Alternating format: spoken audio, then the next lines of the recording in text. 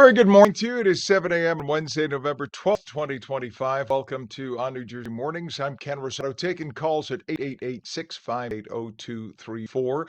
Sunny clouds this morning, mostly cloudy this afternoon, breezy, a little tiny bit milder than yesterday, though. Boy, those winds made it feel so cold yesterday.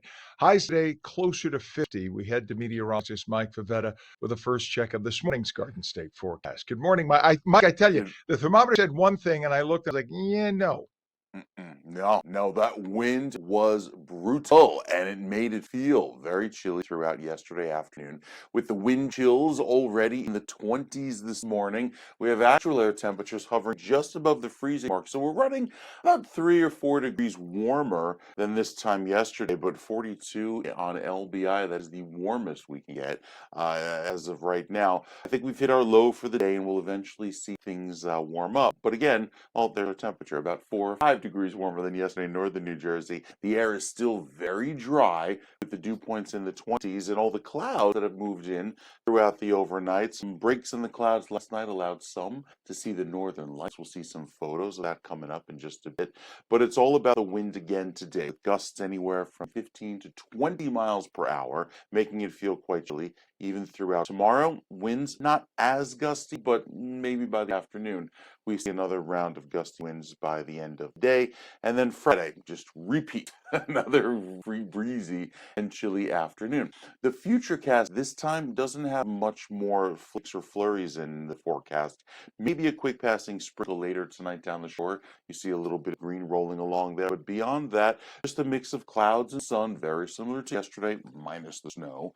And of course, that wind that takes us into the end of the day. Again, the future cast keeping temperatures well below average with morning lows in the 30s, afternoon highs in the 40s, and even through Friday, keeping that chill throughout the overnight into Saturday morning. So I think it'll be a dry start to the weekend, plenty of cloud cover as well as the cold weather around, and it just feels chilly for the next several days. Can't really squeeze out any more warmth. The next few days featuring that temperature that hold right around 50 degrees, running a good 5 to 7 degrees below average, with those morning wake-up temperatures can well below average, around freezing. We'll talk wind chills, let you know how chilly it feels coming up in just a few minutes. All right, I'll tell you, it feels downright. How about that? Does downright qualify Downright. as a level of It chilly? does. Downright chilly? It does. Okay. All right. Just making sure. I don't want to sound too country bumpkinish here. Thank you, Mike. We appreciate you, sir. 7:03 is our time. In terms of traffic, we do have a crash down Route 130 southbound, south of Route 1 in North Brunswick. The right lane of two lanes closed right now. And then we have a disabled vehicle on the New Jersey Turnpike inner roadway northbound, south of interchange 14, which is 78. And 109 in Newark. The right shore is blocked. Please forgive me as I just adjust one piece of our equipment here. We also have a vehicle fire. Garden State Parkway southbound north of 82A. So that's just south of Asbury Park, that area. This actually is it's about 15 miles south of Asbury Park, Toms River Township. The right shoulder is blocked in that area. We have a crash investigation on 495, which is the Helix, westbound east of Kennedy Boulevard, Union City. So as you're coming back from New York City into New Jersey, that's where the crash investigation is happening. So that could be backing things up to New York. At the very least, it's causing rubbernecking delays for the eastbound side. And police are now, police department activity on the exclusive bus lane eastbound from east of Jersey City. East of Jersey Turnpike, rather, North Bergen to west of the Boulevard East exit in Weehawken. All lanes are closed, so there are no bus lanes. It's a mess right now by the Helix as a result. So just beware of that. Give yourselves extra travel time. The Holland Tunnel is a good deal. It's only 25 minutes. And the GWB upper and lower levels, we take a peek and we see what a difference 24 hours makes. Veterans Day yesterday, this was empty and flying. And look at what we have today. We have 35 minutes in is what they're telling us right now. And you can see there is a truck in the breakdown lane or the shoulder, which is the upper level approach. So don't even think about cheating using that. And right now, 7:05 is our time, and House Republicans have advanced a bill to reopen the federal government. They, in fact, will have their vote tonight, so we'll see if it passes. Right now, Republicans can only afford to lose 2 votes, and then the whole thing doesn't go through. So we hope that the Republicans don't get stupid now and decide, here's my opportunity to put in what I want. Don't be idiots. Just pass what you got. This is an opportunity for the country to reopen. Top House Democrats, though, say they will oppose this. But remember, there is a majority of Republicans in the House. They only need a simple majority. They don't need that 60 rule, that 60% rule that you have in the Senate. So all you need is one extra vote in the House. This passes. The objection on the part of the Democrats is over the bill's failure to include the payment of hundreds of billions of dollars in Obamacare tax credits. Those are tax credits that were supposed to sunset under existing Democrat sponsored and passed law. They wrote that they should end now, not the Republicans. And now that it comes up for a vote, they're upset that the Republicans aren't doing something to extend it. You guys wrote that they would end. You could have just written it in permanently. You didn't. In the Senate, 8 moderate Democrats joined Republicans to pass the measure yesterday, or the day before. Even though Democrats had demanded the credits be included as well, they're going to get a vote in December on it. The House's leadership, a narrow margin, faces that risky vote if too many Republicans defect. But again, we are hoping the Republicans, for once in their lives, will stay unified. 7:06, the day after the Senate passed the bill to end the shutdown, airlines reported cancellations at about 6%. That would be yesterday for some high traffic airports. It was pretty much a mess in much of the country. For more than 1,100 flights had already been canceled, more than 850 delayed as of early yesterday morning, this time yesterday. Now, this happened in spite of the fact that senators sent to the House an agreement to reopen the government. Still, there's a ripple effect, and it's going to take maybe a week or two before things get back to normal. Secretary of Transportation Sean Duffy said that it could take weeks before those airlines are running on a close to schedule once again. So pack your patience. The problem is we got Thanksgiving coming up and a lot of people headed to airports. 7:07, the Navy deployed the USS Gerald R. Ford aircraft carrier to the Caribbean as part of a military buildup near Venezuela, kind of to send a message to Maduro. Secretary of War Pete Hegseth already sent destroyers, a nuclear submarine, and aircraft, creating the largest U.S. regional presence in the Caribbean since 1989. The U.S. is calling this a counter-narcotics operation. Venezuela's dictator, President Nicolás Maduro, called the move imperial aggression. Of course, he doesn't talk about the fact that he is a murderous dictator and he's brutally cut off heads and hands of his people. He keeps that quiet. This is viewed, though, by military analysts as a strategy to pressure that regime in Venezuela, possibly to force Maduro to take a hike and go seek asylum somewhere else. 7:08, a liberal activist Utah judge invalidated the map that was drawn by duly elected Republican lawmakers and instead adopted a map that was proposed by the always left-leaning League of Women Voters. I love how the League of Women Voters always calls itself nonpartisan, but yet they're always leaning to the left in everything.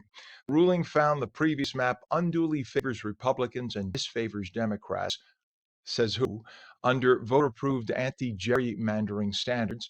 What did California just do in favor of Democrats? Literally 42% of the population of California is Republican, yet they'll only have like one or two representatives out of 38. California can get away with crap like that, but in Utah, just a state away or two states away, this is gerrymandering. It's not legal. It's going to be appealed. It'll likely go through. But once again, activist, leftist, freakazoid judge, not minding their business, not staying in their lane, always trying to get in the way because they cannot stomach. They don't care if they'll be tossed in jail for breaking the law. They cannot stomach the Republicans being in control. This is so blatantly obvious. This did not happen when Republicans were in control in the past. This is strictly a feature of the left. President Trump has filed a petition with the Supreme Court to throw out a civil court jury's findings that he sexually abused E. Jean Carroll and defamed her in Bergdorf Goodman in the 1990s. You'll recall that Carroll, she couldn't recall when it happened. She couldn't recall the specific details. She couldn't recall specifically what floor, what department. I think it was lingerie. I'm not sure when, but I know it was Trump. And she didn't make a peep about it. She said she mentioned it once to a friend what happened, but like no big deal. If it was such a big deal and you feel you were sexually abused, wouldn't you go to the police? I mean, wouldn't you say something? Wouldn't you make a big stink when Trump ran for president the first time? No. She decides once he's running for president, now this was the worst thing that ever happened to me in my life. And she took him to court. And it's a civil case. So that's why when George Stephanopoulos referred to what happened as rape, that's why ABC got sued and had to hand over $16 million because there was no criminal case and it was never called rape. It was called sexual abuse. And that was a civil case, and now it is being appealed and will disappear likely altogether. So that's why ABC had to hand over the money they handed over. New York State, by the way, in order to make this even get to civil court, had to change its law based on the statute of limitation. So they literally said for 1 year, you can charge people and you can sue people for something that happened 100 years ago. Go for it. Literally, they did that for one person to go after Trump, who had to pay her $5 million in damages. Trump's lawyers argue the judge made indefensible evidentiary rulings, allowing inflammatory testimony and propensity evidence. Trump's legal team calls the accusations politically motivated hoaxes, and they deny the alleged incident ever occurred. Well, the BBC admitted it made an error of judgment when editing part of Trump's speech from January 6, 2021 in their program Panorama. The edit appears to say that Trump actively incited violence. Listen. We're going to walk down to the Capitol, and I'll be there with you, and we fight. We fight like hell. We're going to walk down to the Capitol, and we're going to cheer on our brave senators and congressmen and women. I mean, if that is a clear case of defamation, clearly you edit something to make somebody look like they tried to start an insurrection. That is what led to the mess in this country, nearly a civil war. Thank you, BBC. So their top management is asked to leave. They're already gone. And now Trump wants $1 billion. That could actually bankrupt and close the BBC. iHeart announced a voluntary recall of all of its baby formula products after an outbreak of infant botulism. At least 15 babies in 12 states were hospitalized. So if you have that product of baby formula, only about 1% of baby formulas are that. Throw out. And check out this bridge, a massive bridge collapse at a hydropower station in southwest China. This happened yesterday, sending concrete and steel plunging everywhere into a river. Nobody was hurt. Apparently, they saw some cracks beforehand, so they got people off in time. But next time you're on the GWB complaining, be happy that your bridge was not built in China. 7:12 right now. Sun and clouds this morning, cloudy this afternoon, breezy, a little milder, maybe an afternoon shower, highs about 50. Mike will be back with the full Garden State forecast in a minute. You're watching On New Jersey Mornings. Don't go away.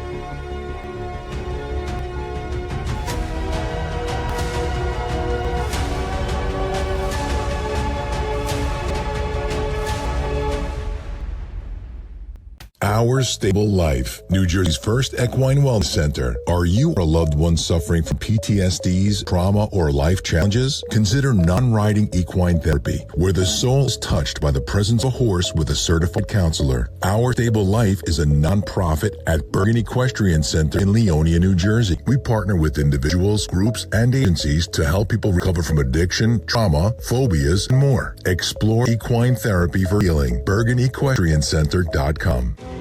At AmeriHealth, we understand what's important to you.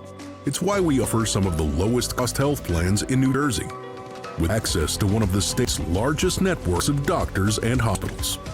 Plus, with free 24/7 virtual care, you can see a doctor anytime and anywhere. And we're committed to giving back to help make a difference in our communities. Learn more at AmeriHealth.com. A health plan for everyone.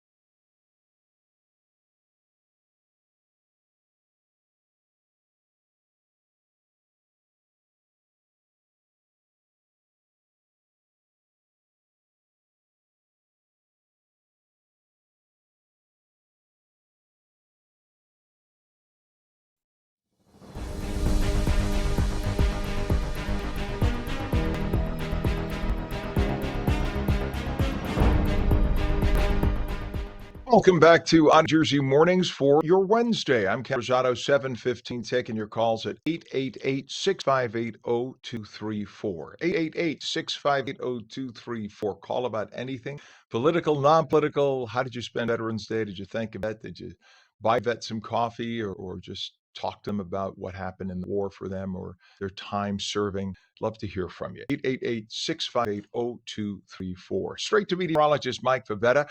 Not quite as brisk and blustery as yesterday. That was a little surprising. Those winds were not friendly. They were not friendly. The dry air just added the insult to injury with the gusty winds, and yes, it felt like the dead of winter after such a lovely mild trend over the weekend. Well, this morning we still have a wind chill, not as harsh as yesterday, but we're hovering right around that freezing mark statewide with those gusty winds, even down toward Mount Holly and Atlantic City, 35 and 34 degrees for you. So that cold weather sticks around today.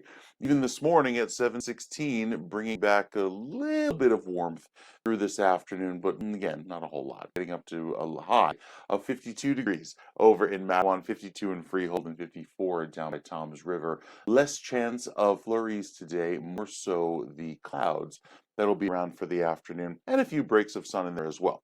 Actual air temperatures back down into the 30s tonight. The wind chill likely teetering on the upper 20s right there through tomorrow morning. And then tomorrow afternoon, it'll feel a little bit milder, like it's in the 40s, but we're right back down in the freezer for Friday morning. 28 in Morristown, 23 in Flemington on Friday morning. So I'm not done with the cold weather just yet. Even on Saturday morning, probably the coldest yet, teens, is how it will feel like statewide, even down toward places like Newark and Hackensack, mid-20s for you.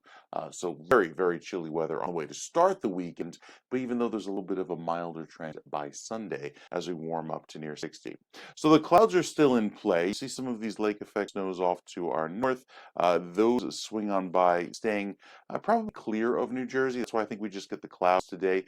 Maybe a passing rogue sprinkle at times across the northern part of the state. Overall, it's a dry trend the rest of the week, with temperatures only reaching 50 by Saturday, and then Sunday could see some showers as we climb to near 60.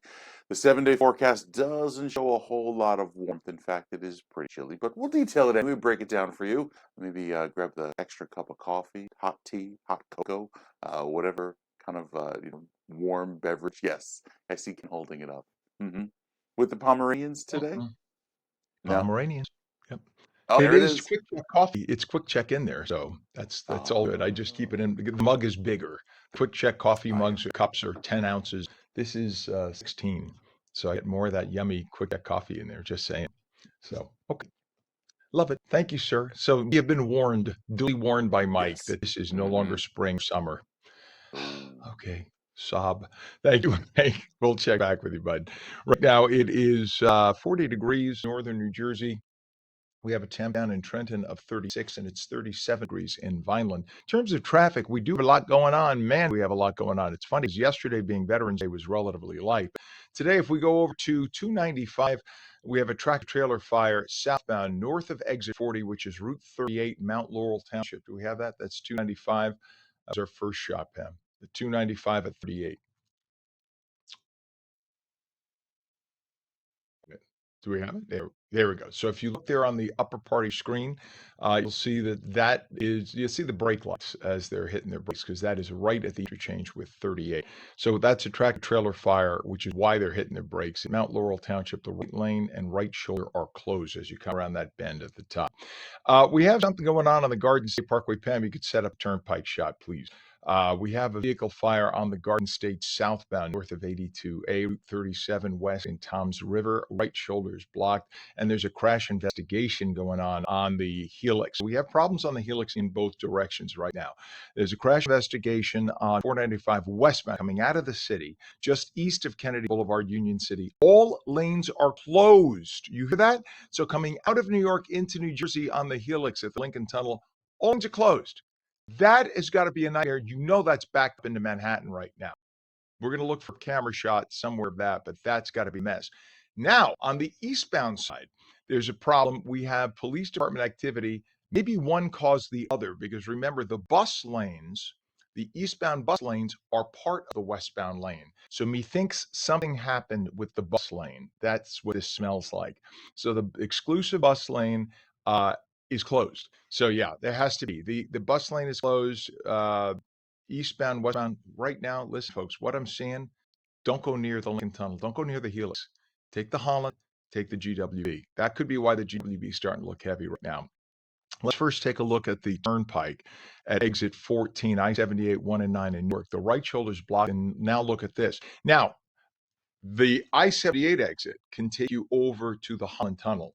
So I think this is now a ripple effect. You're watching live on TV with me, okay? Usually the Holland approach, easy at this time, or relatively easy. That's what you have right now.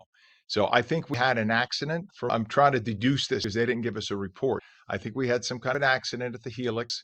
That caused a ripple effect. People are trying to avoid the Lincoln Tunnel. They're now going to the Holland and the GWB, which is why they're both so heavy right now. 7:20 in the morning. This is not going to be a good morning, folks. Just giving you a heads up. If you're expected in the city at a certain time, call now and tell them you're going to be late. That's what you got. Let's go back on camera. We'll set up our GWB approach. Upper and lower level GWB 80-95. Now, at this hour, usually you got 25 to 30 minutes. We're already told it's 35 to 40. You can see there's a broken down truck there in that shoulder. This is not going to be good. In my 27 years of doing morning news and traffic for New York City, I know that this scenario that just got painted is going to be ugly, folks. So this may be the majority of what we talk about. Just beware. Okay. It is 7:21 right now. Former New Jersey Governor Jim McGreevey and City Council member James Solomon are the two front runners in the crowded Jersey City runoff for mayor race. Several major local political figures and organizations have begun endorsing either candidate. In Jersey City, you have to get 50% of the vote. So even though these candidates got above, I think, 38 to 40%, they needed 50% to win, and neither one got that. So now this is what it's down to. It's kind of interesting. Solomon calls himself the change candidate, focusing on affordability and development issues. McGreevey is leveraging his many years of experience. Both candidates are Democrats. I don't know what kind of change we have. It's Democrat and Democrat running to replace a Democrat. Jersey City is New Jersey's second largest city, and at its rate of growth, at some point it could overtake Newark. It is a quickly growing and fabulous city. It's a great city. So is Newark. 7:22, New Jersey's state Senate advanced legislation that would ban for-profit charter schools and would increase the number of requirements for all charter schools. We're just showing random charter schools, part of New Jersey's system. There's nothing specific to any of them. Just want to make that clear. This is about all charter schools in general. Proposed rules include mandatory online posting of budget, full compensation details of charter leaders, and more. The legislation would also restrict virtual charter schools and would impose residency requirements for at least a third of charter board trustees. So you can't have people like at some corporate charter school in Texas running it remotely. That's what they want. And you know what? That's not a bad idea. You keep it local and people know what the topics are and what the issues are. 7:23, 18-year-old Rutgers freshman Anthony Hanna of Morganville died after his vehicle lost control and burst into flames. It crashed into a pole October 30th. The incident happened just before midnight on Route 18. Investigators say Hanna was alone, died at the scene. The crash under investigation. May rest in peace. A 15-year-old boy riding on an e-bike in Brick was seriously hurt after he was struck by a driver who was allegedly impaired. And in another e-bike incident, investigators in Union County say another man died in a fatal crash that involved an e-bike that collided with a police vehicle.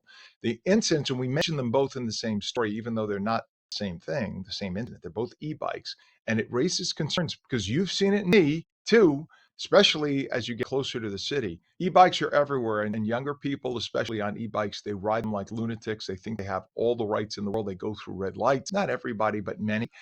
And they don't realize that you're just going do even at 25, 30 miles an hour. You don't expect somebody to fly through a red light. E-bikes are not like regular bikes that go 6 or 7 miles an hour. They can go 20 miles an hour and can cause some serious and fatal accidents, as we now see. It is 7:24. 35-year-old Eric Kunz of Keyport was stabbed to death during a fight outside the Linden TGI Sunday night. Linden police responded to a 911 call about a fight. They found Kunz unconscious. He was rushed to University Hospital where he was pronounced dead. No arrests, but police are investigating and they're asking anyone with information to call. It will remain anonymous. No information will get out. Two 13-year-old girls from Washington Township, get this, they were in hot water. They allegedly took mom and dad's car on an overnight joyride at 2 in the morning. Yeah, 13 years old, two sisters. I'm guessing twins. Don't know if they're fraternal or identical. A number of people called 911 because they saw this vehicle going all over the place, really fast, out of control, crashing into various Hondos. Officers found a white SUV with front end damage parked nearby. Like, not us. Car's just abandoned. Crashed. There it was. They later discovered the girls may have crashed into a number of properties. The good news is nobody was hurt, but there's going to be one heck of a conversation at the dinner table. 725, the New Jersey Jackals baseball team has a new group of owners led by Adolfo Wilson.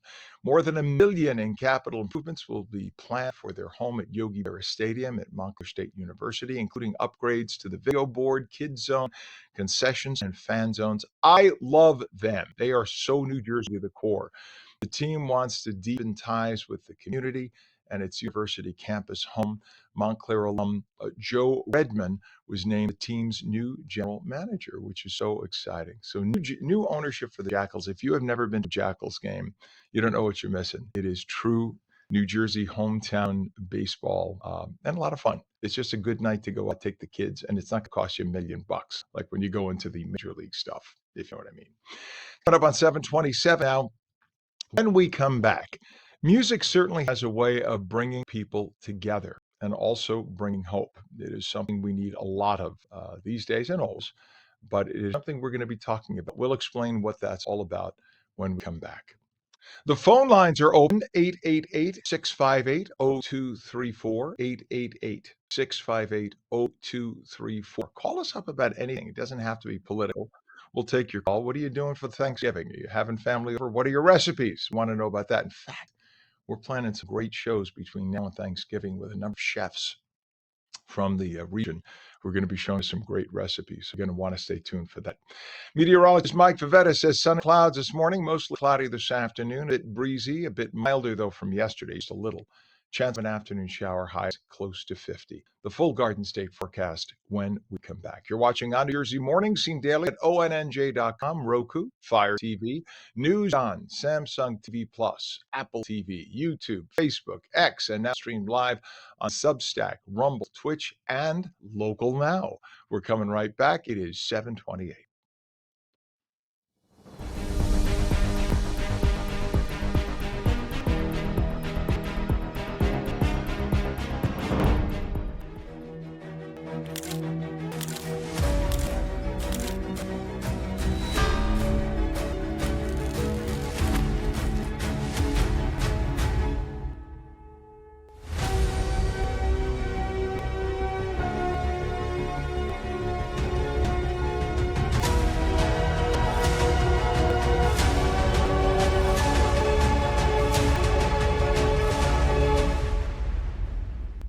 Our Stable Life, New Jersey's first equine wellness center. Are you or a loved one suffering from PTSD, trauma, or life challenges? Consider non-riding equine therapy, where the soul is touched by the presence of a horse with a certified counselor. Our Stable Life is a non-profit at Bergen Equestrian Center in Leonia, New Jersey. We partner with individuals, groups, and agencies to help people recover from addiction, trauma, phobias, and more. Explore equine therapy for healing. BergenEquestrianCenter.com.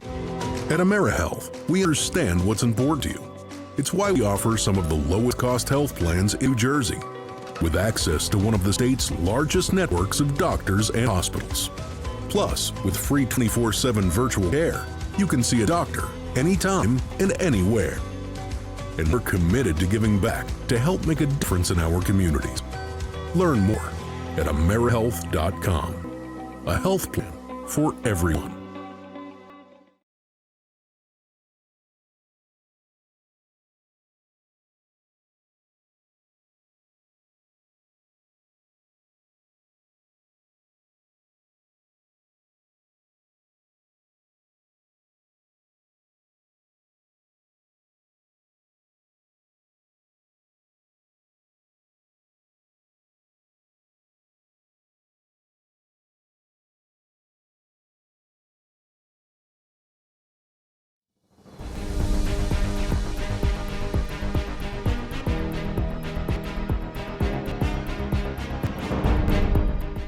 Very good morning. It is 40 degrees, 7:30 straight up, Wednesday, November 12th, 2025. I'm Ken Rosato, and welcome back to On New Jersey Mornings. Sun and clouds this morning, mostly cloudy this afternoon, breezy, a tiny bit milder than yesterday. It won't feel quite as cold, but it's still going to be breezy. Chance at afternoon shower, highs about 50, but we won't see the snow flurries at least today, right? Meteorologist Mike Favetta with the detailed Garden State forecast for everybody up, down, left, and right. Good morning to you, Mike. Good morning, Ken. It really got people talking yesterday when they saw the snow. Like, was this expected? This seems so Mhm. sudden. And yes, we've kind of been talking about it for about a week, when you see these snow flurries in the forecast and thinking it's always the first flakes. Always the first flakes of the season that get everybody all excited. And here we were yesterday watching the flakes fall. A little bit of a light accumulation in some spots, primarily on the car tops, the decks. I showed you that photo yesterday. And now we're just left with that brutal cold. It makes it feel quite unpleasant through this afternoon. Wind gusts right now anywhere from 9 to 10 miles per hour. And in South Jersey, while we begin our forecast in the low 40s, we only warm into the mid 50s today. Maybe a few more breaks of sun toward Avalon, Cape May, get you down to 50s, up to 56 degrees. Well, with the average high being 57, again, this is Newark. We're only making up to 54 today. So still a chilly feel. A lot of the flurries today upstate New York. Here in New Jersey, we just have the clouds around today. And again, with a few breaks of sun forecast this afternoon. Not all gray at all times, but you can kind of layer on those clouds pretty thick into the afternoon. Then by tomorrow morning, a little bit brighter, more sunshine. Doesn't do anything to warm us up, though. It stays chilly into the end of the day. A few flurries go by to our north, and I think we're still dry going into Friday with another round of cold weather. Actual temperatures holding in the 40s much throughout the day. So it's this reinforcing shot of cold air that comes on in today. Makes it feel quite chilly, keeping a lot of those snow showers off to our north. We just get the clouds for the rest of the week, and another round of chilly weather for Friday into Saturday morning. Clear sky sets up for the first half of the weekend, but beyond that, could see another round of quick light showers that come through on Sunday. And again, it'll be very light, I think, by the end of the weekend. You see the rain here.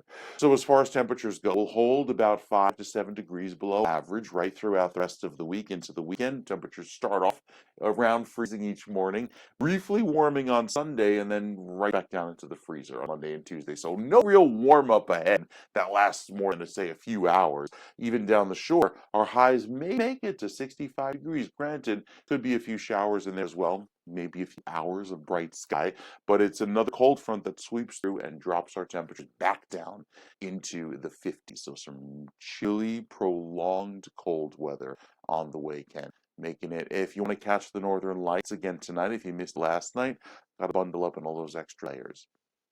I can't believe we could see the northern lights into northern New Jersey. That's just Yeah. nuts. I don't know if that's good or Uh-huh. unnerving. Oh, you have it? Oh, that's right. We That's why. have photo. Oh, Yeah. that's the pic. Go ahead, Pam, please. I'm so sorry, Pam.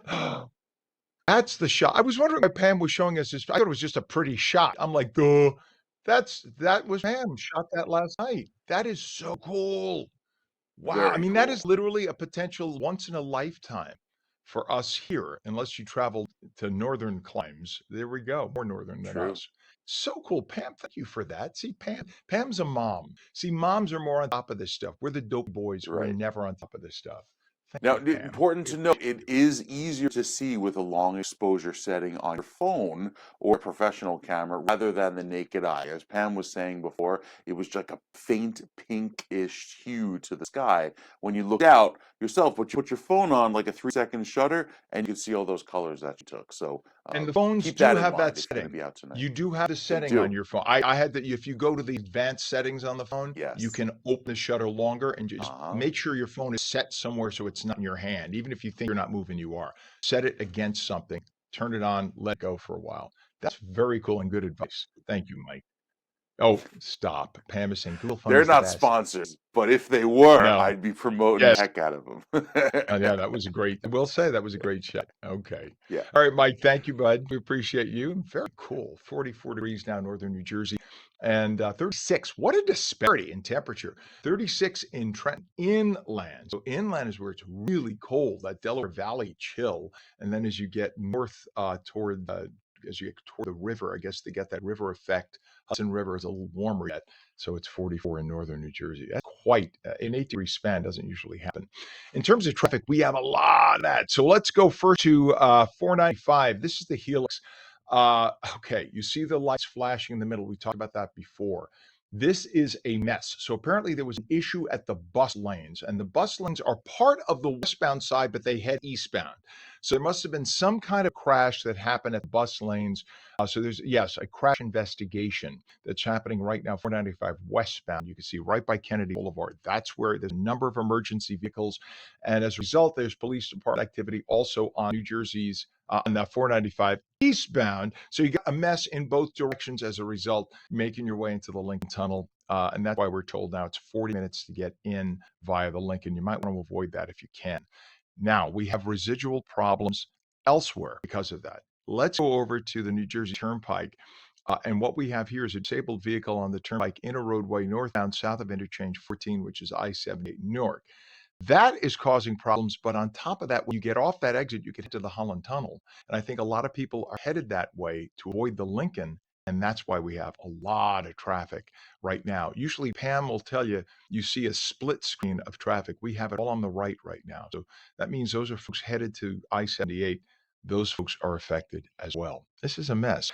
If we go over to 295, we have a tractor trailer fire that is reported southbound just north of exit 40, which is Route 38 in Mount Laurel Township. Again, this is a tractor trailer fire, 295. You kind of see, looks like they may have cleared it up.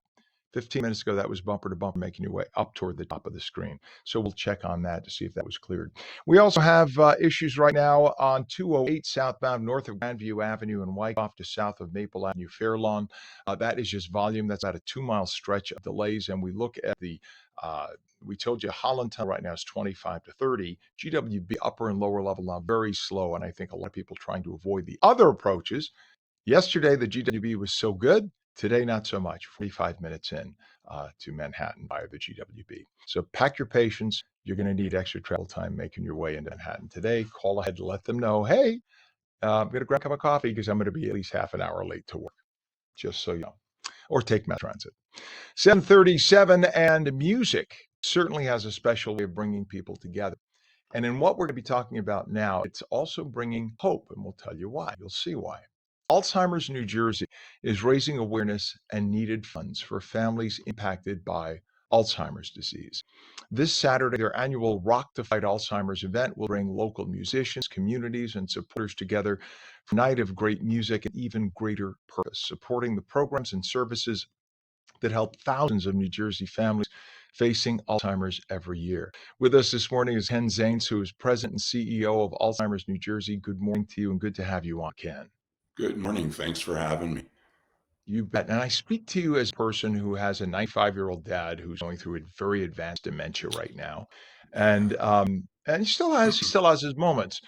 First, let's just talk for people who don't understand the difference between, I mean, they're all on the same spectrum, right? Dementia and Alzheimer's. But kind of talk about where the line is drawn. What is Alzheimer's versus dementia? Sure. So actually, they're the same. Dementia is the umbrella term, and Alzheimer's disease is the most common form of dementia, but there are others. So think of dementia as the big general term, and then Alzheimer's disease falls underneath, as do other types of dementia. So we say Alzheimer's disease and other types of dementia. Gotcha. And I'm so glad you clarified because I literally, you so wrapped up, you don't even bother to check on your phone. Like, what is the difference? And thank you. People get confused, but just think of, like I said, I love that umbrella analogy because that's really what dementia is, and then the others fall underneath. Gotcha. And thank you. That makes it very clear. And I'm seeing when I was a kid, you had the occasional person who had this. It is so prevalent. I know so many, maybe it's just because I'm encountering it now in my life. I have so many friends whose parents are going through this. And that's why I am so happy that you are heading up this event and this organization. So talk about how Rock to Fight Alzheimer's got started and this wonderful fundraising event doing. Well, so we wanted to do something that would be a little bit different, that would maybe attract a different audience than comes to some of our other events like our gala and our walk. So because there's so much research about the beneficial effects of music and Alzheimer's disease, science really thinks that the musical memories are stored in a part of the brain that is the last affected by the disease. And so we know that music can stimulate memories, it can reduce stress, it can reduce agitation. So we wanted to combine a lot of things together. Jersey Shore music is so popular. We looked at some of the venues in the Jersey Shore area, particularly in Monmouth County, and it just all came together with the help of three bands, Ebro Bandits, Shut Up Gus, and the Eddie Testa Band, hugely popular Jersey Shore bands. They've been really great, in helping to promote the event. Last year, we had over 200 people, and we hope to have double that this year. I love it. And just to reinforce what you're saying, anecdotal story, my dad, he's in a facility right now. And when somebody comes around, there's a guy who comes around a couple of times a week and plays an accordion and plays all these old songs. And sometimes he forgets my name, but he remembers every word to every one of those songs. And he loves it. He lights up like a Christmas tree when that happens. Exactly. And science thinks that that's exactly what happens, that music lights up parts of the brain. And especially if it's familiar music, maybe theme songs from old TV shows or music that reminds someone of a particular event in their life. And so we see it all the time. And so this event just kind of emphasizes that and brings it all together. And that facility, by the way, keeps MeTV on in the background, which is one of our sister channels, and they have the old TV shows. So it's funny you say that. It's now I understand. There's logic behind all of this. So funds you raise at Alzheimer's New Jersey stay here in New Jersey. Why was that so important to you? We're a community organization, and people with Alzheimer's disease, families especially, they need local support. So much of the resources and help that families need is all about local support. So being a local organization, raising money that stays in the community, we like to say that our focus is the daily needs and challenges of New Jersey families with Alzheimer's disease. So that's our focus. Our programs like our support groups, our education programs, our respite care and wellness program, they're all focused on local families in New Jersey. That's why we raise our money, and that is where the money goes to support those programs. I love it. What's a website for people to get more information about the organization and the event? So it's alznj.org. alznj.org, and it is the annual Rock to Fight Alzheimer's event taking place this Saturday, starting at 1:30, right? For anticipation in Lake Como? Yep. Doors open And at 1:30 at Bar A, the first band, the Eddie Testa Band, 2 o'clock. And then we go from there. We end at around 6, but, depending on how long, each band will play for about an hour. We have 3 bands. So somewhere around 3 o'clock, we also have a 50-50. We have raffle baskets. So it'll be a fun afternoon, maybe a nice celebration before the holiday rush sets in. Perfect. Ken Zanes, President CEO of Alzheimer's New Jersey, we appreciate you. Thank you for doing what you do. God bless you, and have a great event this weekend. We appreciate you. Thanks so much, Ken. We appreciate being on this morning. Thank you. And we're coming right back.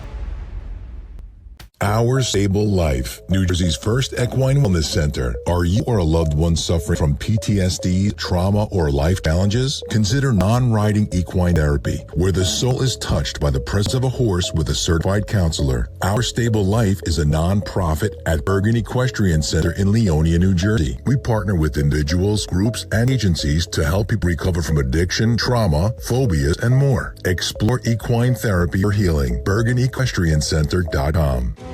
At AmeriHealth, we understand what's important to you. It's why we offer some of the lowest cost health plans in New Jersey, with access to one of the state's largest networks of doctors and hospitals. Plus, with free 24/7 virtual care, you can see a doctor anytime and anywhere. And we're committed to giving back to help make a difference in our communities. Learn more at AmeriHealth.com. A health plan for everyone.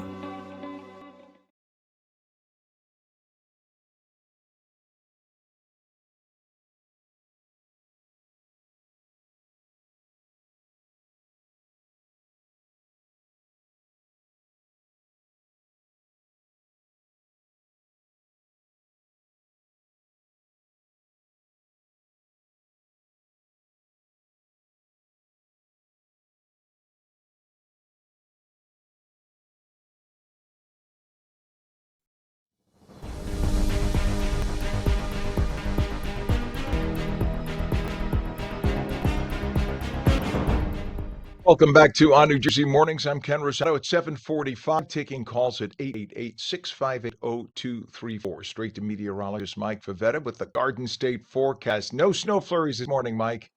No, we're in the clear, I think, for the rest of today, but there will be some clouds around and the winds return this afternoon. If you noticed, yesterday morning, the winds, yeah, it was a little breezy, but it really got gusty by the afternoon. Same thing happened again today. We start off chilly with temperatures holding in the 30s, but we eventually climb into the upper 40s there from West Milford and Wayne, maybe make it up to 51 in Jersey City.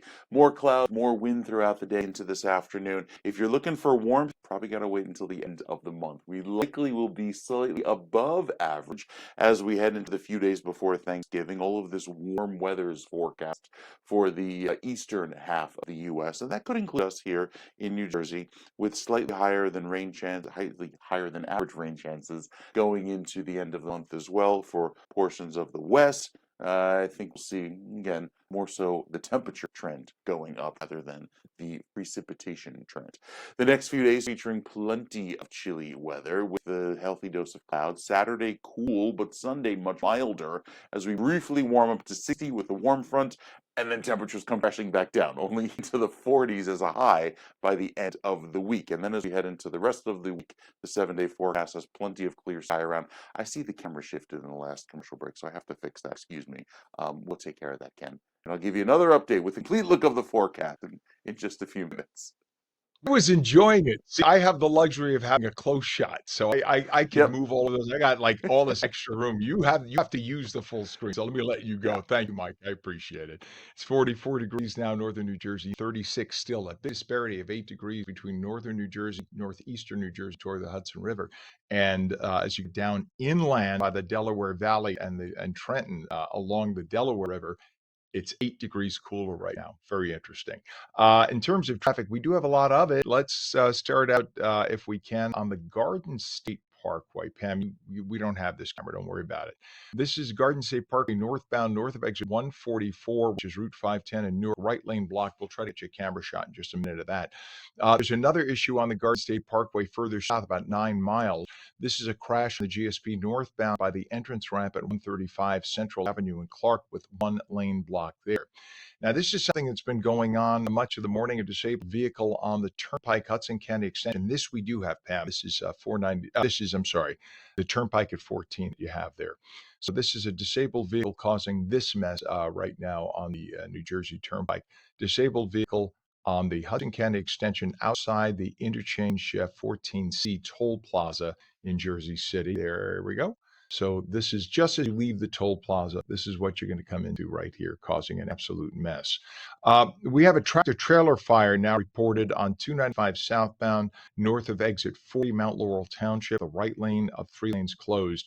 And if we can go over to the 495 cams, this is an issue, crash investigation, 495 westbound east of Kennedy Boulevard in Union City. It's causing problems in both directions. So there's the bus lane that uses, there we go, that uses, look at this mess. Wow. You can see the flashing lights in the middle. So as you approach the Lincoln Tunnel, which is what those people in the middle are doing, okay, you could see that they're slow. There's a lot of rubbernecking there. And you could see the westbound side, which is normally the bus lane, that's not working. They got that shut down. So if you normally take one of the express buses into Manhattan, that's a problem. You can't take it right now. Or I guess the buses are going to have to use, they're going to be late because they're using the regular lanes. They can't use the express bus lane because that's shut down from an earlier crash investigation. So pack your patience, give yourselves extra travel time. That's forcing a lot of people to go over to Holland and the GWB. Holland is now reporting 40-minute delays. And if we go over to the GWB cams, you'll see what's going on with that too. That's pretty slow for this hour. We're talking 40 to 45 minutes in. And I think because everybody's trying to avoid the Lincoln and they're going to the Holland and GWB. And that truck's been broken down there for about an hour. Hopefully that'll get cleared up soon. Kind of mess. All right, it is 7:50 right now, and he is a Republican running for Congress in New Jersey's 9th Congressional District, Billy Prempa. Remember that name. He is here to talk about the reopening of the government, hopefully, and why the Democrats put the nation through the shutdown to begin with. Good morning, Billy. Good to have you on today. Morning, Ken. Good to see you. Good to see you. Now, the House has the big vote tonight, all right? And my fear, because the Republicans never saw a disaster they didn't go for. They just, now you could smell it. Now the Republicans are like, here's my big chance to get that library built for my local town. Don't be stupid. Just vote for continuing resolution and reopen. Am I wrong, or do you want to scream at these people? I want to scream at both sides, Democrats and the Republicans. This is something that could have been resolved much earlier. I believe that a lot of these stall tactics were being used as leverage. We've seen several Democrat elected officials say that we can use this leverage to essentially get what we want. But this is the problem that people are having with our government right now. People need results, and people need our government to continue moving forward. The continuing resolution should have passed it so that they can at least extend the benefits for the Affordable Care Act prior to the pre-COVID subsidies, and allow the SNAP benefits to at least continue so they can open the government and get things done. But I think this was a stall tactic done deliberately to stifle the elections that we recently went through. How about this? When you get into Congress, and I know you will, sir, how about you introduce legislation that makes it illegal for Congress members to leave if they don't have a budget passed yet? Sorry, because you would be one of these now, people stuck, that you can't leave. You have to negotiate till you figure it out. Get in a room, or at least the congressional leaders get in a room, and you can't say, that's it, I'm taking my marbles and going home. You're stuck, and you can't move until you figure it out. And you can't go for a damn bathroom break. Do your job. That's your job, to pass this. We pay you to do this. You have but one job. It just pisses me off that now both sides think Chuck thinks this is a good opportunity. Stop this. You have people not getting SNAP benefits. You got to feed their kids. You have people stuck in airports. I know several people who fly for a living. They had to spend thousands on last-second flights. That comes out of their pocket. Doesn't get reimbursed. Spend thousands on last-minute flights and hotels because they got stranded. We had people who missed events because they got stuck in airports and never got to their events. This isn't funny. This is affecting real people in a real way. Lifetime effects. This stuff has got to end. Would you be for something like that? 1,000,000%. And it's actually baffling that we don't have something like that already that's been passed through the House. Because if you were driving your car down the road and you got a flat tire and you left alongside the highway and said, you know what, I'll come back on Wednesday or I'll make a decision later. Here's a good opportunity to cause some drama. Your car is not going to be on that highway for much longer. They're going to take it away. And our government needs to operate effectively in order for anything to get done. So the fact that we have Congress people essentially using their position as a activist vote to not allow things to get passed so that they can get their pet projects across or whatever agenda they have in mind to stifle the elections. I think that hurts the American people overall. And I think it hurts Democrats and Republicans. I think we really need to get it together. And I think that's a resolution that would really get things done. I tell you what, see, up until now, Democrats, because they had the mass media wrapped around their finger, and there was no such thing as, certainly not to this extent, as social media. So they got the message out that they wanted. They wrote the message verbatim. The Republicans are closing down the government. Even if it was them. The Republicans blame those greedy, mean Republicans trying to starve children and women and et cetera. That was the message they communicated.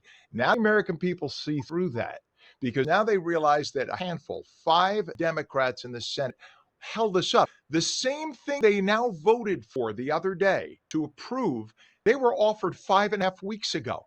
So for 5.5 weeks, they ended up getting nothing. They ended up only imposing the BS on America for 5.5 weeks, and they ended up getting nothing in return. Even the comedians, the late night comedians, mocked them for it. It's like, what are you doing? But if it was Republicans who did this, there would be no mocking. we would have hell to pay. So this is pathetic that this happened. You had air traffic that was sacrificed. Potentially could have been air crashes. You had Newark Airport impacted more than any other airport in the whole country, 6 to 8% reduction in flights. People are impacted by this. So this has got to stop. And I hope they learn never to let this happen again. 100%, man. And to be fair, I don't think that this is just a Democrat issue. I think that Republicans at the same time have a little bit to blame here. Like I said, like these should have been able to pass these benefits, because if that's the excuse that they're using as to why we have to hold government hostage, let's take the ball away from them. Okay, let's extend these benefits, let's reopen government, and then we'll reevaluate and reassess these issues at a later date. Because at the end of the day, our country needs to keep running. Our federal workers got to get paid, people got to put food on the table, and our country needs to continue to run effectively. All this did was set us back. I'm with you. And you are running Billy Prempa in next year's midterm congressional election. At what point does Billy Prempa ramp up the campaigning to full speed and let everybody know, hey, you did the governor thing. It's now time to pay attention to Congress? Oh yeah, well, we've already started a campaign. For people that want to get involved, you can get on the website www.bigprempa.com, volunteer, make a donation, get involved with the campaign in any way that you can.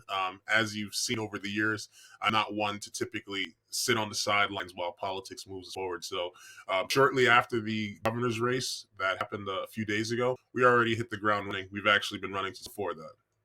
And forgive me for not saying a belated Happy Veterans Day. For those who don't realize, Billy Prempa is a veteran, served our country bravely, and we appreciate that. And thank you. Are you at least encouraged when you see more people now coming around and waking up, thanking veterans for their incredible service? It definitely is refreshing, because we get the same type of respect that they do today. And I would love to see our military continue to grow and see more people continue to protect our country. But more importantly than that, I think our leadership in Washington, D.C. also needs to give our veterans and our federal workers the respect that they deserve, and stop playing games with our money, stop playing games with our country, and allow us to do what needs to be done. Amen. I was even reticent to mention my own dad was a Marine sergeant, and I yesterday with everything going on, I never even mentioned Dad. Thank you for doing what you did as well. So, Billy Prempa, Republican running for Congress in New Jersey's 9th congressional district. That's the Patterson area. Going to be there in next year's midterm elections. Hope you get out and support him. Billy Prempa, always thank you for coming on this morning, and as always, we appreciate you. Thank you for having me. Give that a call. I will do that. Yeah, well, I want to actually see him today, so we'll definitely do that. Thank you, Billy, and thank you again for your service. It is 7:57. We are coming back in just a few minutes. 888-658-0234. Watching on New Jersey Mornings. Don't go away.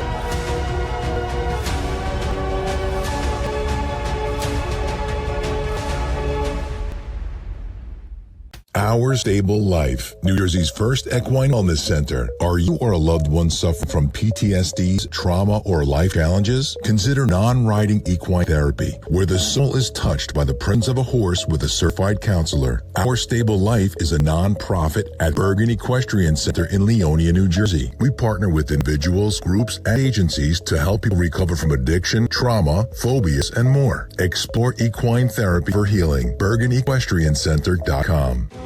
At AmeriHealth, we understand what's important to you.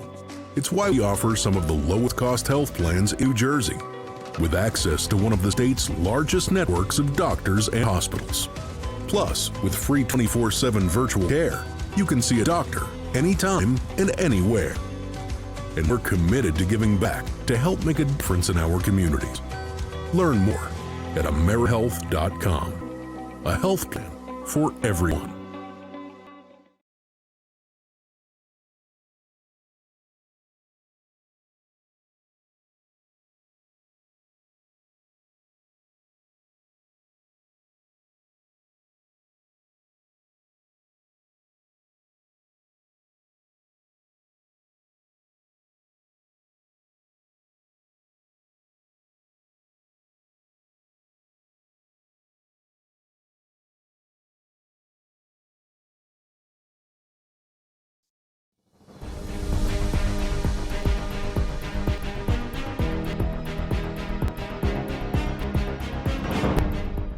Good morning to you. It is 8 a.m., Wednesday, November 12th, 2025. Welcome back to On New Jersey Mornings. I'm Ken Rosato, and we'll take your calls. 888-658-0234. Sun and clouds this morning, mostly cloudy this afternoon, a little breezy. Little tiny bit milder, though, than yesterday. It was a little blustery then. Today, you maybe see an afternoon shower. Highs close to 50. We head to meteorologist Mike Favetta. Full check of the Garden State forecast from Rockland down to Vineland and Cape May and over to Philly and Asbury Park. This is like a test to see if I could remember every town in Oh, New Jersey. yes. All the way I'll work on to, it. oh, let's see, like Netong, right? You got to get that northwestern Netcon, corner of the state. Yeah, absolutely. that's right. Lake Right Como. before you cross. That too. Lake That Como. A too. lot of people don't realize we have Lake Como in New Jersey, down the shore. Little like a postage stamp sized Yep, town. little it is. little enclave. Hey, well, we've got some gorgeous weather today to enjoy a little bit more sunshine than yesterday, less flurries, but you still need to bundle up because it's going to feel brutally cold through this afternoon. With temperatures right now hovering just above the freezing mark, there is a little bit of a wind. We're about 5 or 6 degrees warmer than this time yesterday. Dew points are rock bottom, dry down in the 20s, making it feel very chilly. Had a few clouds last night, but now we're starting to see those clouds clear out. So a few more breaks of sun as the day goes along. However, that helps to fuel more wind. And with that wind today gusting upwards of 15, 20 miles per hour, maybe a 26-mile-per-hour wind there at noon over on LBI, it stayed breezy today. So wind chill is certainly going to play into today's forecast, as it will again tomorrow with another breezy afternoon ahead, upwards of 30 miles per hour. And that cold weather just keeps on pouring down from the northwest, especially with that wind direction throughout Friday, making it feel chilly for you as well. So Ken mentioned the outside chance of a passing sprinkle later on this evening. It's certainly possible, not only up north in northern New Jersey, but even down the shore. You see, there's just enough energy to allow for a little passing sprinkle or a spritz, kind of just enough to dirty the windshield on the car top, and then it moves on by. That'll be the case again tomorrow. Because it'll be a little bit milder than yesterday by a few degrees. So unlikely we'll see any more snowflakes, but any sprinkles that could come down, likely short-lived and then move on by, immediately followed by sunshine. Very similar to yesterday, of course, with that wind in play as well. Temperatures really take a tumble. We're down in the 20s for Saturday morning, one of our coldest starts yet, bringing back that chill into the afternoon. And then I think by Saturday night into Sunday, we'll see a little bit of a warm-up with some showers that come in for Sunday morning due to the warm front that sends our temperatures into the low 60s briefly by Sunday morning. So there's a quick rise in temperatures at the end of the weekend before we see another round of cold weather come in. Don't get used to the warm weather, Ken, because it stays chilly even going into next week. We'll give you more details coming up with the weekend weather in just a few minutes. I'm keeping that Fort Lauderdale mind going, so that's what keeps me Yeah. smiling. Thank you, Mike. See all the bright colors behind me? That's my brain all the time. I'm always thinking positive. All right, nice and warm. Thank you, Mike. We appreciate you. That's why I need therapy. It is 37 degrees now. It dropped in northern New Jersey. It was significantly warmer, but we got a good wind gust that just came in. So 37 it's dropped to northern New Jersey, 37 in Trenton. So whatever winds were coming in that impacted Trenton about an hour ago, now impacting north and northeastern New Jersey. In terms of traffic, we have a mess all over the place. Let's start with the Garden State Parkway. Let's do that first camera shot, Pam, 142 Tower. So you see that moving from right to left. We have a crash on the Garden State North. Oh, that now we just had another. We have 5 different accidents on the Garden State. Just popped up. Okay. What you're looking at first is a crash on the Garden State northbound north of exit 144, Route 510 in Newark with the right lane block. That's causing that slowdown there. We'll let Pam rack up the 147 cam, and I'll mention something different, Pam, while you're racking up the other shot. We have a crash on the Garden State northbound south of 159, I-80 in Saddlebrook. So as you get over to the I-80 interchange with the Garden State, this is southbound from there at exit 40. I'm sorry, at exit 159. That's new. We just got a tractor trailer fire reported 295 southbound north of exit 40, Route 38, Mount Laurel Township with the right shoulder closed. Back now to the Garden State Parkway. We got that 147 cam. Yes, we do. Look at this mess. So this is a crash on the Garden State Parkway northbound exit ramp 135 Central Ave Clark, and that's causing this residual backup. And then we'll just go. I'm just going to mention the turnpike, Pam. I know it takes a second to get that shot. We have a disabled vehicle on the New Jersey Turnpike, Hudson County Extension. This is outside interchange 14C. No, we'll look at the turnpike, please. Outside exit for interchange 14C toll plaza in Jersey City, and that's blocking the left lane and causing a mess. So if we have that, I know it takes. Pam is trying to punch up the shots live as I'm talking to her, throwing these at her. There we go. So that's causing this mess, and that is the New Jersey Turnpike Hudson County Extension you're looking at, and that's causing a mess for about 3 miles right now. Now, what we have going on as you make your way into the Hudson River crossing area, you now have 20, 25 minutes at the Holland, and that's actually your best bet. In fact, you can get off on that shot that we were just looking at. That takes you off to 78. That'll get you into the Holland Tunnel. What's going on at the Lincoln approach on 495, the Helix?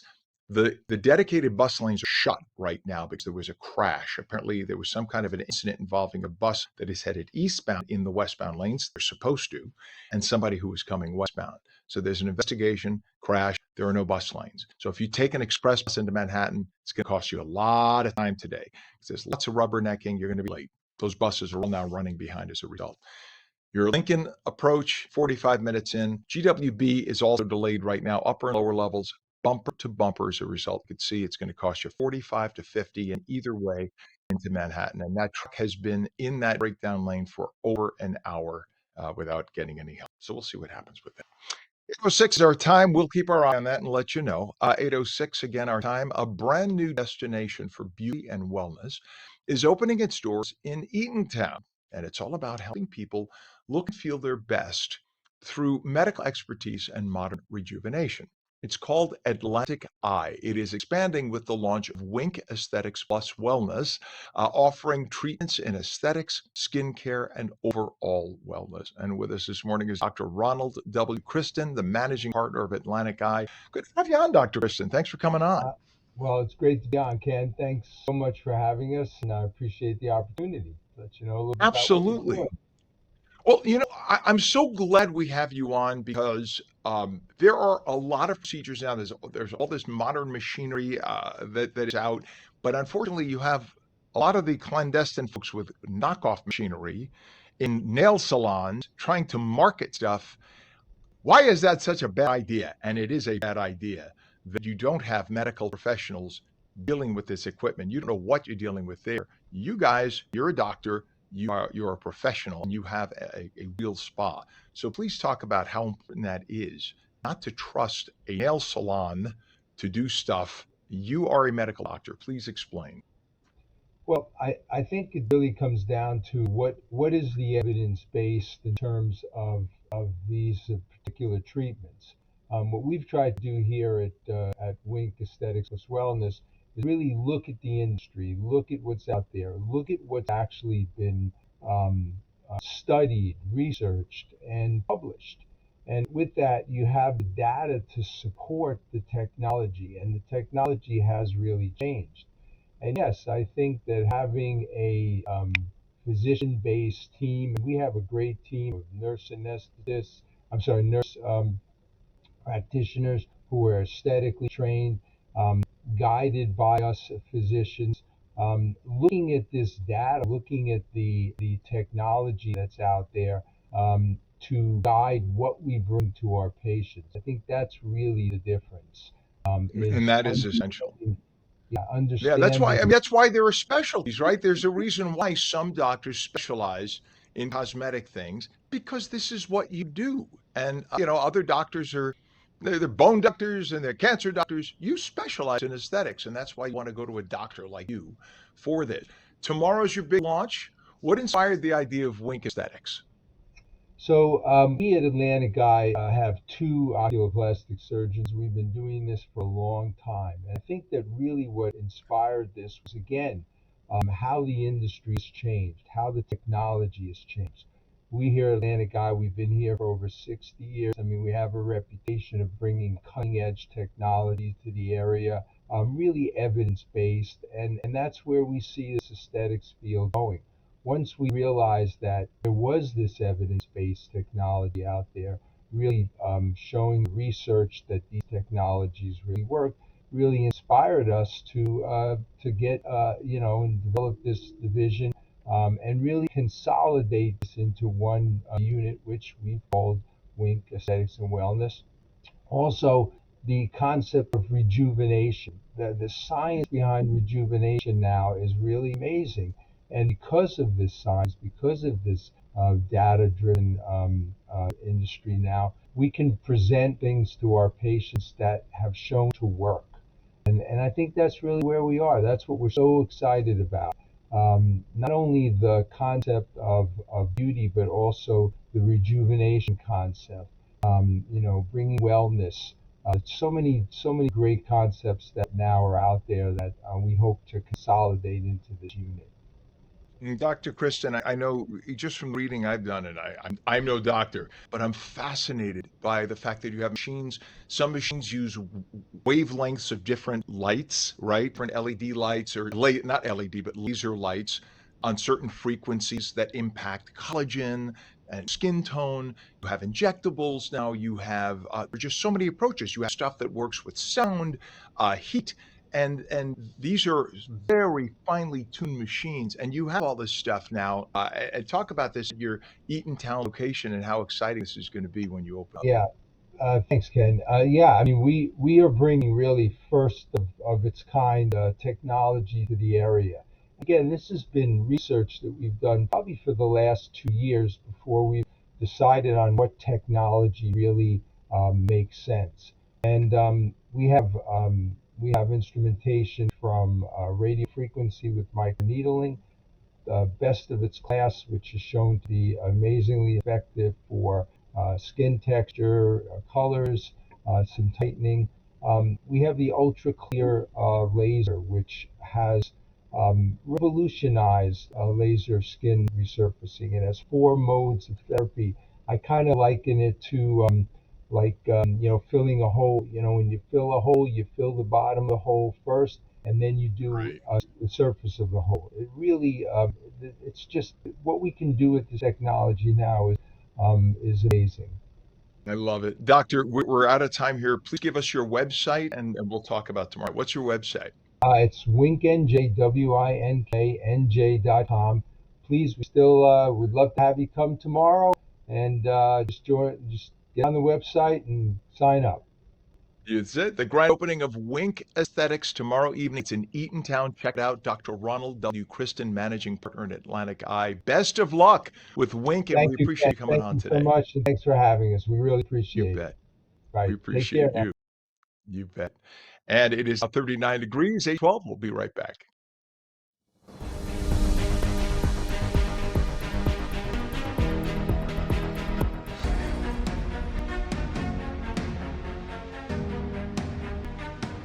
Hey, New Jersey, want to choose how you live as you age?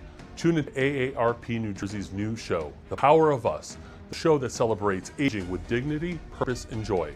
From protecting yourself against fraud, to staying healthy and aging in place, to finding purpose through volunteering, we've got the tools, tips, and stories to help you thrive. Join us on ONNJ and discover the power of us.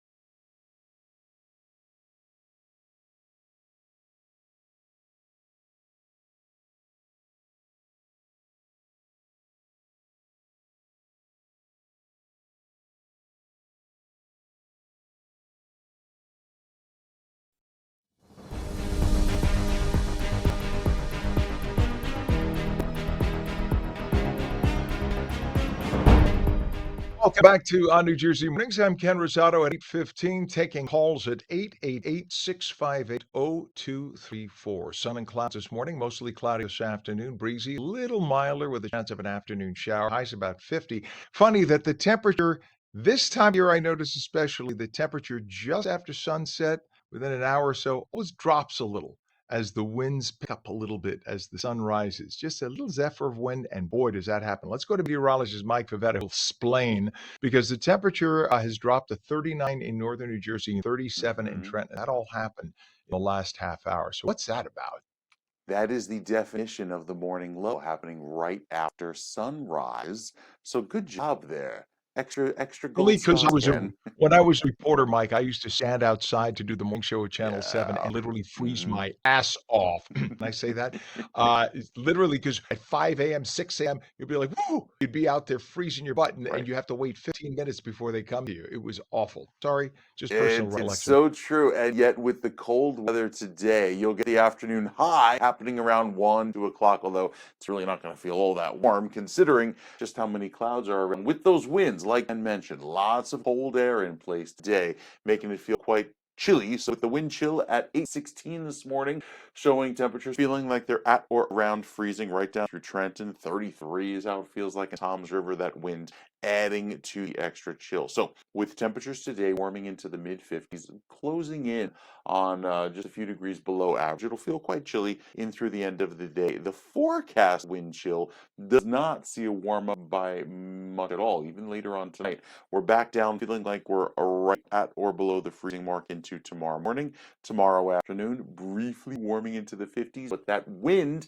makes it feel much colder into Friday morning, like the 20s and teens by Saturday morning. Look at that shade of blue going right down toward the coast. There it feels like 23 6 a.m. in Atlantic City on Saturday morning, 17 in Morristown, 14 in Sussex. These are not November temperatures, and it feels more like it should be in December. But we have this little Arctic outbreak coming through with a few clouds. Not so much any deal of the snow flurries or showers today. I think they stay to our north. So plan on the clouds at times today, followed by a brief break of sun. And this is the case right up until Saturday afternoon, where the high climbs to only 50. Now, Sunday sees a quick warm up into the low 60s. Portions of southern Jersey could get to about 65. Granted, it's with some light rain, so it won't exactly be, the lovely weather. You can go out and take a stroll on the beach. Still, with a cold shot of air that immediately follows that, it's going to be very cold coming into next week as well. So, kind of like a little tease one day, and then right back to the chill into next weekend. You know what? That makes Pam, our director, happy. And as long as Pam, our director, is happy, then I'm happy. So that's all that matters. Thank you so much, Mike. It is 39 degrees now in northern New Jersey, as we mentioned earlier, and 37 in Trenton. And we have a lot of traffic to tell you about right now. So let's go right to 295. We mentioned for the last hour or so that there was a tractor trailer fire. Well, there's the tractor trailer. You could see they took the front end of the tractor trailer and moved it forward to get away from the back end. It looks like the fire was in what they were hitched to in the back. So it looks like they got the fire out. So that's off on the shoulder, 295 at just north exit 40, Route 38, Mount Laurel Township. That right shoulder closed there.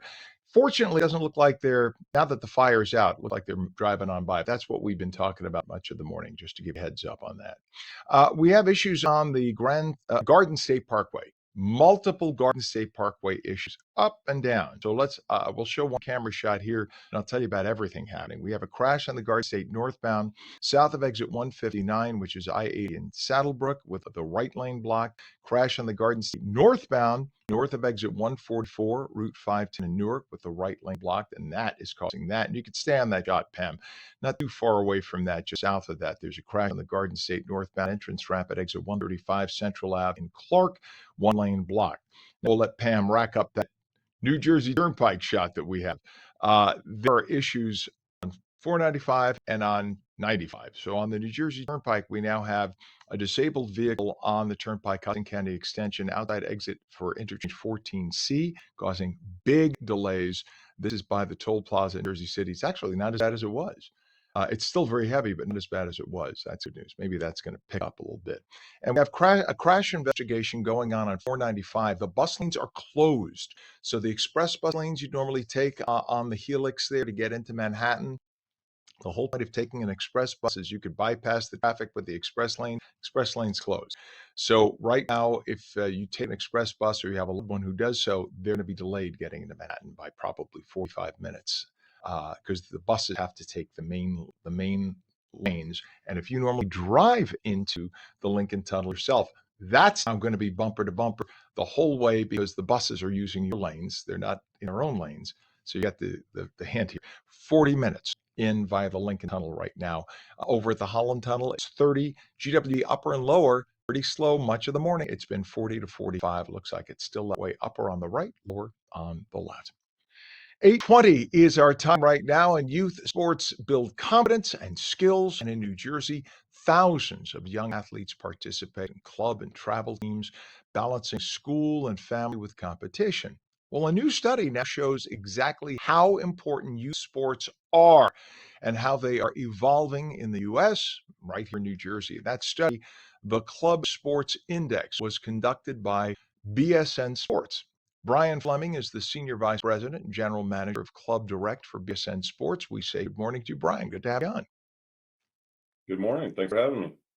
You bet. It is so important to have kids, younger people involved in sports because it teaches so much teamwork, uh, success, and it also teaches loss. People need to learn about losing, right? Sometimes you got to lose because life, that's part of life's lesson. And what better way to learn about winning the right way and losing the right way than in group sports? So, how many young athletes in our state are currently participating in club sports today versus years ago? I could, yeah, I can speak to just the country overall. We have over 60 million youth athletes now participating in youth sports, and roughly half of those are participating in organized club or travel sports. And that number has actually been on the rise over the last decade. It's become much more about competition. I mean, it's still competition, but it's about belonging, development, and communities. Families are investing more time, they're investing more energy, more resources than ever before into helping their kids grow through sports. And the Club Sports Index looked at participation across the country. So, were there any surprises specific to New Jersey when you did that? The research that we had didn't really have any regional information that stood out from the nation. I think if we were to do another research project, which we are always looking to do ways to learn more about our customers and find ways to innovate for them, bring solutions. I think we could focus more on specific sports, and that's where I think especially up in the Northeast, we'd see things with sports like lacrosse, much more popular out in the Northeast than it is maybe on the West Coast. And I'm glad you just mentioned lacrosse. Are there other sports also that are seeing higher participation in New Jersey, say, than in Arizona? Is it just like a temperature thing? What's that about? No, we didn't see anything just from a regional basis like that. I mean, we saw that just in general popularity, basketball's leading the way nationally, soccer, football, baseball, and volleyball. One of the more exciting things that came out of it, though, was to see the incredible growth in female participation. So, sports of basketball, soccer, and volleyball in particular, that's been one of the best stories to come out of the data. Yeah, and listen, I live part of the year in Florida, and you'd think, oh, in Florida they only have warm type sports. Hockey is huge. Maybe it's because they like getting cool in there, or because you have so many snowbird transplants from the north. Hockey, there's youth hockey all over South Florida on the ice, so it's a good way to escape the heat. It's kind of fun. Yeah, I mean, any sport nowadays, it's not just the ones you always see on TV and hockey, obviously with the NHL, but it doesn't matter where in the country. There's facilities all over the place now that offer what would be a winter sport. You can have it down the south, as you mentioned. If you have a summer sport, you can have it up north during the winter with the indoor facilities. So it really has become a very national option for kids to get into any sport they choose. Yeah. Hey, Brian, what's a website for more information?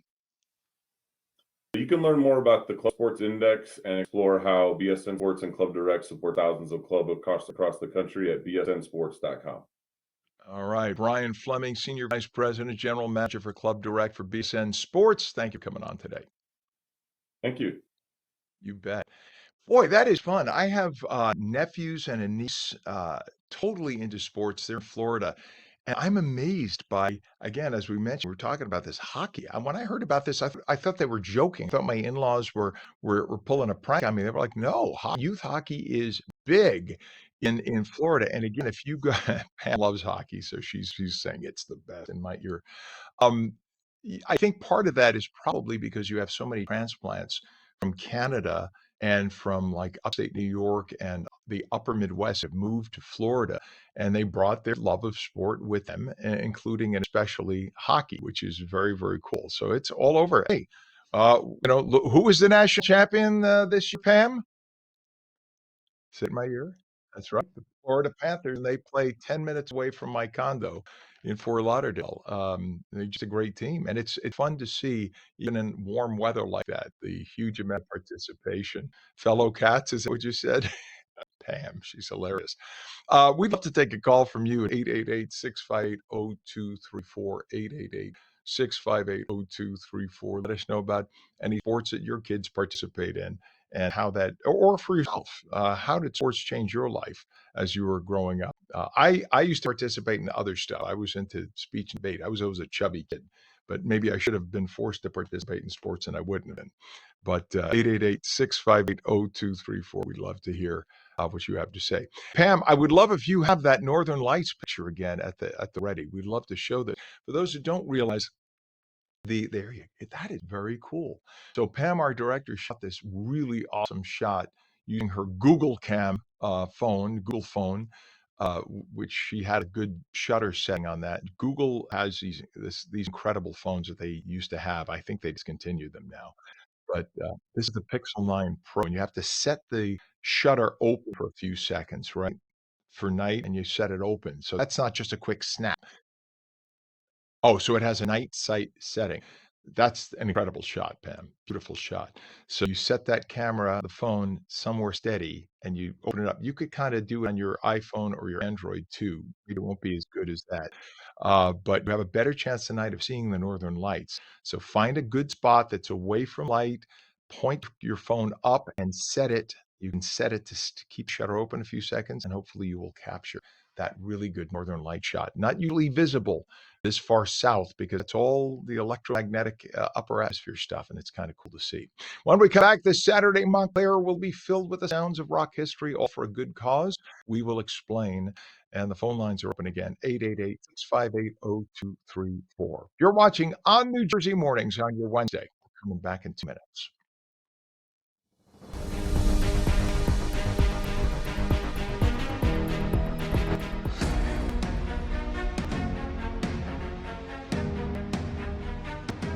Hey, New Jersey, want to choose how you live as you age?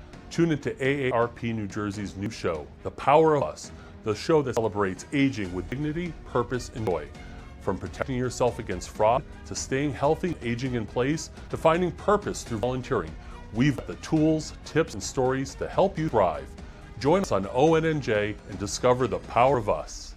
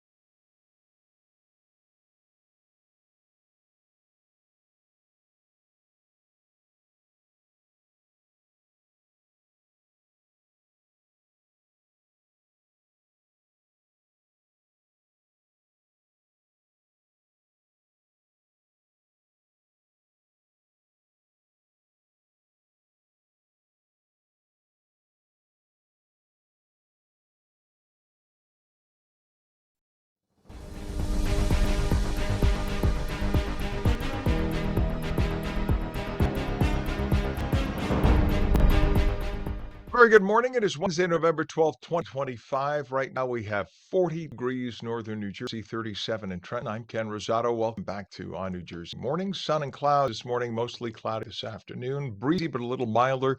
Chance of an afternoon shower. Highs about 50. Meteorologist Mike Favetta with the detailed Garden State forecast. Mike, good morning. Good morning, Ken. We're laying on those clouds very thick this morning. Even though we had a brief break of sun earlier today, as is the case right now down along the parkway, especially points east of the parkway, you can see that low cloud cover that's settling in right there just in the last few minutes, making for a very gray beginning to our day. And while we could see a few breaks of sun this afternoon, will only help enhance the winds, which are right now gusting upwards of 21 miles per hour in Atlantic City and Cape May at 8:31. So we start our day feeling chilly down the shore, climbing to a high of only 56 degrees, which is closer to our average, but still just a touch below. And we get a few breaks of sun throughout the afternoon. There's our average high of 57. That's in Newark. And Newark's high today only makes it to about 52 or 53. So it feels quite chilly all this afternoon with winds increasing throughout the end of the day. And of course, the clouds laying on pretty thick. Throughout the remainder of this afternoon, plan on highs again, struggling to get out of the 40s most of the day. It's going to be a brief warm up, again, only to the low 50s. And then we're back in the 30s tonight. Feeling like the 20s with the wind chill throughout tomorrow. Thursday afternoon could see a few quick sprinkles there up in northern New Jersey, but no snowflakes this time around. And it stays dry going into Friday with the northwesterly breeze. That's concerning because that brings in some drier, colder air Friday night. So we'll be a hard freeze again by Saturday morning with that reinforcing shot of cold air, feeling like the teens across most of New Jersey come Saturday morning. There are the clouds, a few sprinkles off to our west through Thursday. Again, we'll likely just see most of the clouds taking over through the rest of the week. And with that, Friday morning starts off chilly and stays cold into Saturday morning where the sun returns, but it doesn't do anything to warm us up. Sunday morning could have some early morning showers, a briefly warmer feel, and then we're right back into the freezer come the start of next week. So even though we try to get some warmth in here, look what happens on the 7-day. We see that trend down into the low 50s, briefly bounce back to 60, and then right back into the cold weather into next week. Same goes for you down the shore with your forecast pointing to temperatures at or below average and then briefly milder on Sunday with the early morning showers before cold weather takes over again Monday and Tuesday. So really chilly weather for the long stretch ahead. I think we're in it, Ken, going this point forward. Very good, or not so very good, depending on whom you speak to. Pam says, some. Thanks Oh, so she's much, Mike. cheering. She's so happy. Man, oh man. All right, Mike, thank you. It is 40 degrees now, northern New Jersey, 37 degrees in Trenton, 37 degrees also down in Cape May at this hour. Let's go over to the Garden State Parkway. We have a crash reported on the GSP northbound, just south of exit 159, I-80 in Saddlebrook with the right lane blocked. If you look at the upper right of the screen, it was slower a minute ago, wasn't it, Pam? Now it looks like it's moved a little bit, but just a minute ago, that was all brake lights. So maybe they cleared that up. That's good news. We like that. If we can, let's try to get over to that tractor trailer. We have a tractor trailer fire that was reported on 295 north of exit 40, Route 38, Mount Laurel Township, with the right shoulder blocked there. We may have that. I don't know if we have that. We had it before. Okay. If we don't have it, that's okay. There it is. So the tractor trailer has been disconnected. You could see from the front part. Why am I forgetting the name of the front part? I can't remember the name of the front part of the tractor trailer. There's a term for that. The cab, I guess that'll work. Thank you, ma'am. I'll take that. It's something. It's better to say cab than the other part of the tractor trailer. So I appreciate you, ma'am. Thank you. The good news is well, no, there's the trailer is behind. That's right. Pim is saying it's the tractor trailer, so that's the tractor. The tractor is apart from the trailer. The good news is nobody got hurt. And it looks like it's not really impacting traffic heavily, but it's been there for much of the morning. So thank you for that shot, Pam. What we do have a mess with is 495. Right now, the bus lane, the express bus lane, closed. There was a crash that happened earlier. Don't know how serious that crash is, but it's still impacting traffic. So the bus lane is closed. If you take an express bus into Manhattan or know someone who does, there, see, look at this mess. So you can see the emergency vehicles there still.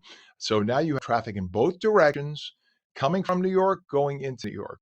And you can see all the express buses now have to take the main lanes. So instead of having an express Benefit, you're now going to take 45 minutes to an hour to get into Manhattan as a result. So pack your patience, give yourselves extra travel time, call ahead. Thank God we're in an era of cell phones. Let the boss know this is out of your control. There's nothing you can do. Take a deep breath. And this is causing, again, delays all the way into Manhattan coming out and people going into Manhattan for about 2.5 miles. It's going to cost you 45 minutes. The Holland Tunnel is going to be 30 minutes, and the GWB upper and lower very heavy. I think everybody's taking the Holland and the GWB as alternate. Still have that, wow, still have that, the broken down tractor trailer there. Maybe the other tractor trailer is trying to help him out. Looks like he's, "Hey, buddy, you need a ride?" But this is costing you. Yeah. Pam is making fun of the white car trying to sneak down the shoulder. Now he's stuck and no one's, oh, someone's letting him in. Someone's nice. All right. So this is costing you about 45 to 50 minutes in on the GWB. All right. Take your time. Can't do anything about it. It's one of those. Yesterday it was an easy ride into Manhattan, no traffic anywhere, and today it's exactly the opposite.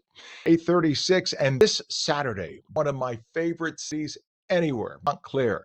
It's going to be filled with the sounds of rock history, and it's all for a good cause. The third annual The Band's Last Waltz fundraiser is taking place at another cool place, Montclair Art Museum, bringing together 85 musicians from all across northern New Jersey to recreate the legendary 1976 concert by the band. The event benefits Tony's Kitchen, a local nonprofit supporting families in need during the holiday season. Over the past 2 years, the group, the tribute show, I should say, raised about 9 grand for the organization. It's become a beloved community tradition. Fun in the process of raising money for a good cause. Joining us today is Rastafa, the producer who's behind Blast Waltz, and we say good morning to you, Rastafa. Good to have you on today. Thank you, Ken. It's good to be on. Nice to finally meet you. Nice to meet you. Absolutely. I got to come and meet you in person. I used to live in North Colwell, right next door to Montclair, and Montclair is my favorite places in the whole world. I love it. And that art museum, what a treasure. And not many communities have such a cool art museum. So now what was the inspiration behind the Last Waltz tribute? Talk about that. So this is a little bit of an embarrassing story, but I have friends that actually produce the same show. So this is how popular the show is, especially in the Northeast, particularly in New Jersey. So I have a good friend named Sam Tickman who's been doing it for quite a long time in New York at the bitter end, and they always do it the week of Thanksgiving. I have friends from the Spare Tire Band.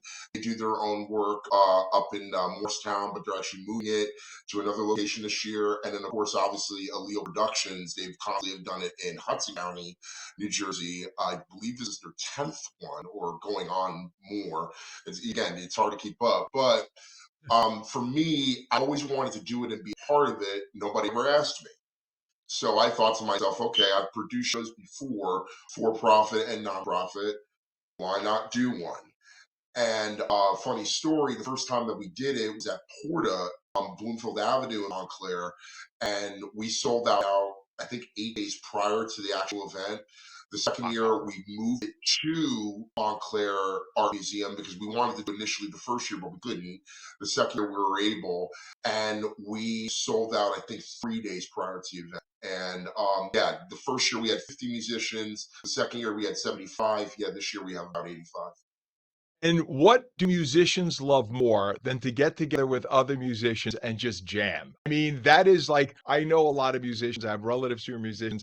That's not work for them. That's love, right? They just love to get together and jam. Right. And a lot of times, a lot of these musicians don't even know about each other. So, like, they're friends of mine and people that I admire. So I feel like kind of like a theater director. I just like, okay, this character goes here, this character goes here. Check that ego, make sure that ego doesn't, feel not stimulated here. So it's a lot of work. But the funny thing is, though, they're all friends of mine and we all have a love for music. It doesn't necessarily matter the genre, it doesn't matter the band, no pun intended. But in this case scenario, it's beautiful because it produces a kind of result that the public needs, especially during a time like this where everybody's divided on one issue or the other. But when it comes to the issues of the needs of people, whether it be food, whether it be clothing, whether it be job opportunity, whether it be housing, this is what I live for. And again, I do just as much as profit as well as nonprofit work. They equally mean something to me. That is so cool. And you're right. That's the nice thing about music. Yeah, we all have musical tastes, but it doesn't get personal. It's about the beauty and the art of the music, and that's so cool you just check the politics at the door. Let's just bring the music together and have a good time and raise money in the process. God bless you for that. And talk about the impact the fundraisers had, because you guys have raised a good amount of money so far, and it's just growing. So talk about that. Well, yeah. So we've worked together with Tony's Kitchen, which, by the way, if you don't know about Tony's Kitchen, you should. They've been around since the 80s. They've been killing it when it comes to just influencing communities, not just in Montclair, but also in West Orange, my hometown, and Bloomfield. And they've helped out, God, thousands upon thousands of people with resources.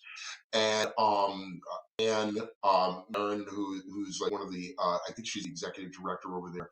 She's incredible to work with and has always been a proprietor to what we're doing. As a matter of fact, when we first did it, she was surprised we were able to do what we were able to do. She had no idea really the magnitude of what we were trying to achieve. And this year, we're also introducing a second organization to kind of benefit from this, and it's called Make the Road New Jersey. I needed an organization that represented the housing crisis that we have, particularly in the state of New Jersey, due to like whether it be gentrification, whether it be due to unfair landlords and policies and property taxes, which by the way are ridiculous, and nobody should be living under these circumstances. And you can say it's a little bit of activism, but at this point, Okay. it's more than just being, the guy on the box screaming at the high lungs like it's 12 o'clock and all's not well. It's about actually doing something about it. And I encourage people, don't just think about it, do it. Because if anybody told me a couple years ago saying, hey, you can't do this or you're not going to be able to do this, I'm the complete opposite. I take on the challenge. I'm a son of a United States Marine, so I don't have any fear in me whatsoever because I'm a man of God. I have fear nobody. Amen. I'm both of those things. I'm also a son of a United States Marine and a man of God. I was a priest. You're an awesome. That's why I adored you the second I had you on. What a website for more information to donate or to buy tickets for Staffa? The website is Last Waltz Show at simpletix.com. That is lastwaltzshow.simpletix.com. We have over 23 sponsors. This is the largest we've ever had, the largest ensemble we've ever had. We've breaking records every year that we've done this. I want to encourage you that if you've never heard this music, if you have never heard the band, if you've never seen The Last Waltz, please come to Montclair Art Museum this Saturday, November 15th. Doors are going to be open at 6:30. The show will start at 7:30. And here's a little surprise. We have a couple of dignitaries that will be there, including Senator John F. McKeon, as well as the mayor of Montclair, Dr. Renee Baskinville. Please, there's going to be more surprises and special guests, and we're also live streaming on Facebook. So stay tuned. You're awesome, Rasafa. Come back again. We love you. You're sensational. God bless. Good luck with the event this weekend.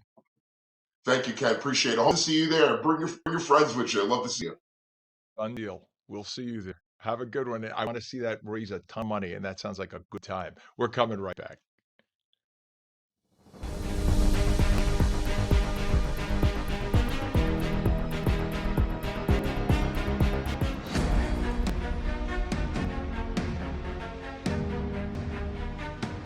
Hey, New Jersey, want to choose how you live as you age? Tune into AARP New Jersey's new show, The Power of Us, the show that celebrates aging with dignity, purpose, and joy. From protecting yourself against fraud, to staying healthy and aging in place, to finding purpose through volunteering, we've got the tools, tips, and stories to help you thrive. Join us on ONNJ and discover the power of us.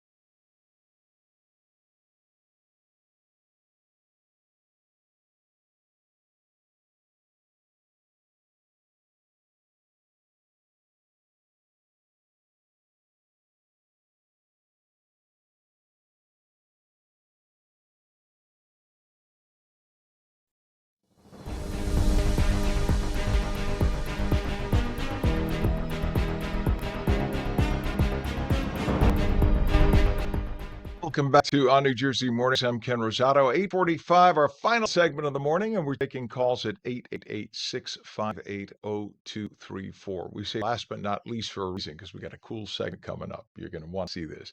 Sun and clouds this morning, mostly cloudy this afternoon. Actually, mostly cloudy right now, too. It'll be breezy, a little milder. Chance of an afternoon shower, highs around 50 if we're lucky. Right to meteorologist Mike Favetta, the full Garden State forecast. Good morning, Mike. Good morning, Ken. If you wondered, do I carry the umbrella today or not? I'd honestly leave it at home. Probably see the best chance of a sprinkle well after dark, and that's primarily down the shore. With the forecast today dry, but lots of clouds that are moving in right now. It'll stay mostly cloudy, maybe the peak of sun, but temperatures will not budge. They'll stay in the 40s most of the afternoon. Maybe climb briefly to 51 in Newark, but again, that's going to be brief. It'll stay feeling chilly right throughout the end of the day and the end of the week, for that matter, into next week. Have to wait about 2 weeks to see a slightly warmer than average trend take over. And that's not just for us. Most of the eastern half of the U.S. is looking that way into Thanksgiving week. Back down to New Jersey with our rainfall expectation going into the end of the month to be slightly higher than average. But overall, it's dry for the next few days. And with that dry, cool feel, chilly each morning, highs only climbing into low 50s each afternoon. Sunday is briefly milder, but it comes with some rain. And then we're right back into the really chilly weather into early next week. The 7-day forecast for the shore points has temperatures a little bit milder still, maybe briefly reaching 65 on Sunday before, again, temperatures crashing back down onto Monday and Tuesday. So this below average trend keeping us quite chilly right into the weekend, Ken. All right. Thank you so much, sir. We got a lot of traffic to talk about right now. Have a good day, Mike, by the way. We appreciate you, sir, as always. 43 degrees northern New Jersey, 37 degrees in Trenton, 39 degrees in Cape May, and it's also 39 degrees in Vineland right now. And as we look at traffic, check out I-78. We have a disabled vehicle to report on I-78 express lanes westbound just east of exit 57. That's Route 21 in Newark. Right lane of 3 lanes closed, and it's causing the mess you see right there on your screen, causing quite the delay. We have a tractor trailer fire we reported on earlier. This is southbound on 295 north of exit 40, 38 Mount Laurel Township. They got the fire out. Nobody was hurt, but it's still causing a little bit of rubbernecking. Let's go over to 495 right now. There's a crash investigation. Oh, you had it. Thank you, Pam. Didn't know we were going to get that. We have a crash investigation that's been going on much of the morning. This is on the express bus lane. You've seen it if you ever go into the Lincoln Tunnel in the morning. There's an express bus lane on the westbound side. Well, let's see. Now, Pam, did they get rid of the emergency vehicles? They may have cleared that up. We had emergency vehicles. Yep, in the second group of lanes from the left. So they just cleared that up. So hopefully that's fixing everything because everything's moving. We had a mess all morning getting into the Lincoln. That looks like that's just opened up. Good news. So we had people detouring to the Holland and to the GWB as a result. We'll look at the GWB. We'll show you. GWB has been very, very heavy because people were detouring away from the Lincoln. Holland's not bad, 30 minutes. Right now, GWB is 40 to 45 minutes. We actually now have a problem as you cross the GWB lower level. There is a breakdown on the lower level causing delays, but the lower levels on the left, upper levels on the right, everything seems to be moving a little better because of the 495 issue being fixed. 8:49 is our time, and Belleville. I used to live in Belleville, lived there for 7.5 years. Great town. Cooking up something new. Check this out. The community is transforming a small space on Washington Avenue into this really cool concept, the Belleville Food Truck Park. Number one, who doesn't love food truck? And then to have a dedicated space for it, brilliant. So it'll feature rotating food trucks serving everything from smash burgers and fusion Asian dishes, specialty cupcakes, along with picnic areas, lounge seating, cornhole games, even eventually Wi-Fi access to create a whole fun community space while supporting local food entrepreneurs. Mayor Michael Melham is here to talk about it. Good morning, Mayor. Good morning, Ken. How are you? I love it. You know, I love Belleville. I still have friends who live over on Rutan Road. It's my one of my favorite communities. I lived there for 7.5 years. When I first moved to New Jersey, it was like one of the first communities I was at. The coolest people, nice place. And I knew exactly where that park is. It was just an old chunk of land. So when did you guys come up with the idea to make this a dedicated space as a food truck park? mean, I know you're in Belleville a lot, so if you drive down Washington Avenue, we have gone through a renaissance here. I mean, we have buildings going up left and right. We have new businesses coming in, bars and restaurants, and we're trying to really get rid of some of the single-family residential houses that are on Washington Avenue because, after all, it is a four-lane state highway. And the township had the opportunity to acquire this piece of property a couple years back through a grant program, which was actually fantastic because it cost us next to nothing. It was a small house on basically a 35 by 100-foot lot. And if you know anything about Washington Avenue, we've also invested heavily into other pocket parks and municipal parking. We have a lot more municipal parking that are metered parking, but this was just not going to be big enough for a parking lot. You need about 60 feet wide for a parking lot. We weren't going to get there with this lot, so we didn't know what to do with it. The idea came maybe another pocket park, but then I had the idea, you know what? Let's do something different. We're unaware of any other food truck park in Essex County or even in northern New Jersey. So we decided to really make this a dedicated food truck park. And so far, the feedback has been amazing. I love it. I mean, you ask 100 people, you'll get 100 yeses. Nobody hates a food truck. It's just, food trucks when I was a kid, now a lot older than you, food trucks were like, they used to have nasty names. I'm not even going to say. Today, food trucks are like gourmet raised up on a pedestal. I think partly thanks to like Food Network and things like that. They've shown that these people are serious chefs. They just may not be able to afford brick and mortar, and that's why they have the food trucks. But this space is really going to give opportunity to a lot of entrepreneurs who can't afford that brick and mortar, who want to have their opportunity to feature their product, right? Absolutely. And we have a long line of people that are already waiting to get that call from town hall to see if they've actually got one of the cover two spots that we're going to launch with. But you're absolutely right. Everybody loves a food truck. Everybody loves a food truck park. About 5, 6 years ago, I started a food truck festival here in Belleville. It is no doubt one of our most popular events of the entire year. We pack it out with about 20 different food trucks, very eclectic blend of food. And like you said, entrepreneurs that are really good chefs and bakers actually invest a lot of money. These food trucks could be six figures sometimes. They make the investment, the capital investment into that business, and they drive around in different food truck parks, and we're going to love it. We're going to have a great time. We're really setting it up right. I know you mentioned the Wi-Fi. I mean, this thing's going to have a gated entrance. It's going to have the string lights for the evening hours. It's going to have like a little fake grass area, cornhole. It's going to have plenty of picnic tables so families can walk down there, eat. We're even going to have water and electric for the food trucks there so they can hook up easily to it.